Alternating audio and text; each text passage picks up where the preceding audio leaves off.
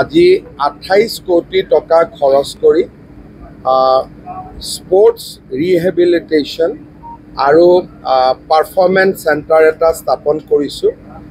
Oil India আৰু নুমলীগড় ৰিফাইনেৰীয়ে আমাক সহায় কৰিছে আৰু বিটিসি আমাক এই ঘৰ বা গোটেইখিনি দি সহায় কৰিছে। যোৰহাট আৰু গুৱাহাটীত এই সেন্টাৰটো আমি 2 বছৰ আগতে কৰিছিলোঁ। 25,000 সেশন অলৰেডি 2টা সেন্টাৰতে কমপ্লিট হৈছে আৰু এই সেন্টাৰত প্ৰশিক্ষণ লোৱাৰ পিছত 100 জন প্লেয়াৰ্সে নেশনেল লেভেলত মেডেল পাবলৈ সক্ষম হৈছে।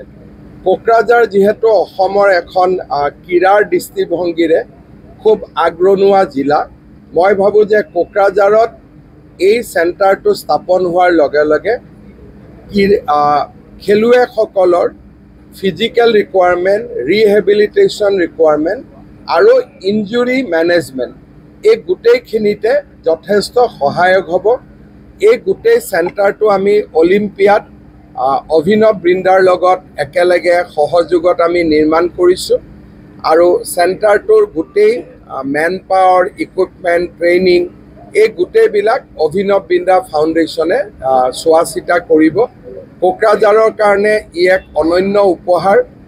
ইণ্ডিয়াৰ কোনো ষ্টেটতে ইমান এডভান্স স্পোৰ্টস ৰিহেবিলিটেশন সেন্টাৰ নাই, ইঞ্জুৰি ম্যানেজমেন্ট সেন্টাৰ নাই। This is a unique gift আৰু মই ভাবো যে কোকৰাঝাৰৰ ক্ৰীড়াবিদসকলে, স্পোৰ্টস পাৰ্সনসকলে নিশ্চয় এইটো ইউজ কৰিব আৰু লাভৱান হ'ব। টেন্ডাৰ চলি আছে, এই বছৰতে কাম আৰম্ভ হৈ যাব। 125 crore 3 বছৰ লাগিব। স্যাৰ, আপনাৰ কাৰ্যকালতে বহু খেলুৱৈ আন্তঃৰাষ্ট্ৰীয় সুনাম উঠাবলৈ সক্ষম হৈছিল। ভবিষ্যতে ক্ৰীড়াক লৈ স্যাৰ বিশেষ কিবা পৰিকল্পনা? এতিয়াতো আৰু বেছি ভাল হ'ব। এতিয়া আমাৰ টাৰ্গেট লৈছোঁ যে 2000 হোষ্টেল কৰা। খেল মহাৰণ বা গ্ৰাউণ্ড লেভেল কেম্পেইনত আমি যিমান প্লেয়াৰ দেখা পাম তেওঁলোকক আমি চৰকাৰী খৰচত হোষ্টেলত ৰাখিম, ট্ৰেইনিং কৰাম আৰু এটা আমাৰ লাৰ্জ প্লেনিং এটা আমি কৰিছোঁ আৰু এইবাৰ বাজেটত তাৰ বিষয়ে এনাউন্সো হৈছে।